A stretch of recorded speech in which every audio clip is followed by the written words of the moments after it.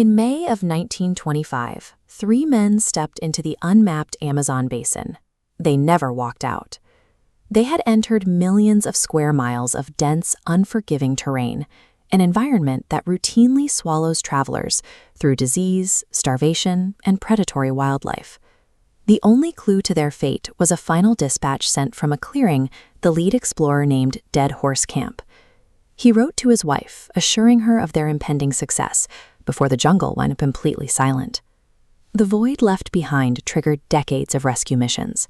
Over the following years, more than 100 people lost their lives trying to retrace those final steps. The man they were looking for was Colonel Percy Harrison Fawcett, and he was willing to die for a mythical target he simply called the Lost City of Z.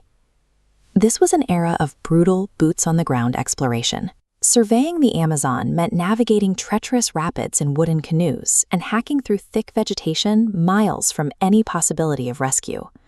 For decades, the public wondered if Fawcett had lost his mind on a suicide mission for a phantom city, or if an advanced civilization really was hidden inside the deadliest rainforest on Earth. Fawcett was a highly decorated surveyor for the British government, commissioned by the Royal Geographical Society to map international borders. His obsession with a hidden metropolis began in Rio de Janeiro's National Library, where he uncovered an obscure 18th-century document known as Manuscript 512. This document records the accounts of Portuguese fortune hunters who claimed to have stumbled upon a deserted city deep in the interior, complete with monumental stone arches, statues, and strange hieroglyphs. In the 1920s, the scientific community dismissed these claims.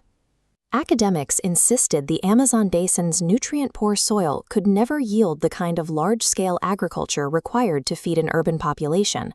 This belief birthed the pristine myth, the global consensus that the Amazon was a vast, untouched wilderness, devoid of human history, and populated only by small, scattered bands of survivors. Fawcett was battling the physical elements of the jungle, while simultaneously marching against centuries of established science that deemed his lost city a biological impossibility. Fast forward almost a century, the Fawcett case remained ice-cold until archaeologists took to the sky with a tool that completely bypasses the impenetrable canopy, LiDAR.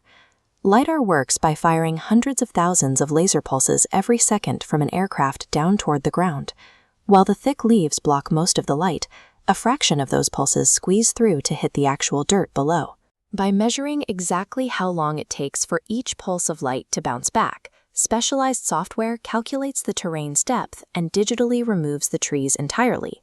What remains is a bare Earth model, and almost immediately these maps began exposing perfect geometry, squares, circles, and straight lines carved directly into the Amazonian dirt. Right in the regions where Fawcett was searching, researchers found causeways stretching for miles, extensive defensive moats, and roads 50 meters wide connecting vast networks of settlements.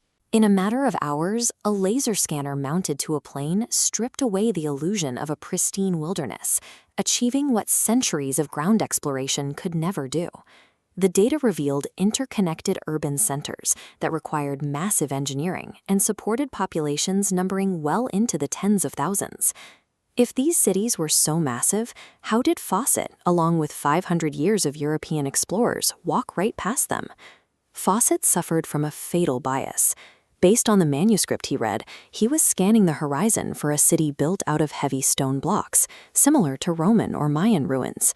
But the ancient Amazonians didn't build with stone.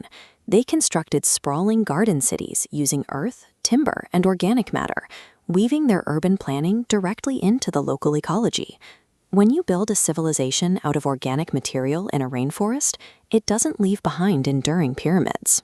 Once a population leaves, it takes only a few decades for aggressive vegetation to swallow earthen mounds and wooden palisades completely. The lost city was real. Fawcett's tragedy was simply that he was looking for the wrong building materials, standing right on top of the civilization he was dying to find. The Amazon basin is an engineered landscape, shaped by centuries of human design rather than random ecological growth. To feed these populations, ancient inhabitants engineered the environment. They composted organic waste, charcoal, and bone to create terra preta, dark, highly fertile earth that transformed nutrient-poor dirt into highly productive agricultural zones. Even the trees themselves show signs of human design. Massive swaths of forest are actually ancient orchards, deliberately planted and curated by pre-Columbian farmers to yield specific fruits and nuts. As for why the cities were empty when the explorers arrived, the answer is devastatingly simple. European diseases traveling up the river networks swept through and decimated these populations long before the first mapmakers ever set foot in the interior. Yet the people didn't entirely vanish. Their living descendants remain in the region today, retaining parts of the culture, language, and ecological knowledge of a vanished world. The Amazon is an abandoned, overgrown, and highly sophisticated civilization. We will likely never know exactly how Percy Fawcett met his end. Whether he succumbed to starvation, a tropical disease, or a hostile encounter, the details are lost to time.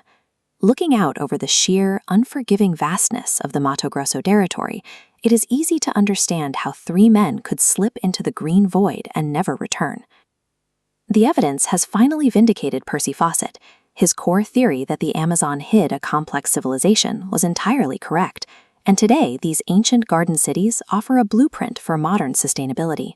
They prove that human beings have already figured out how to live in dense populations within a tropical rainforest without destroying the ecosystem.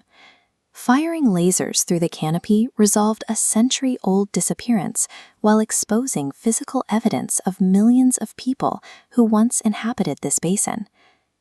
For decades, the public obsessed over the disappearance of one British explorer. Meanwhile, the jungle had swallowed an entire civilization.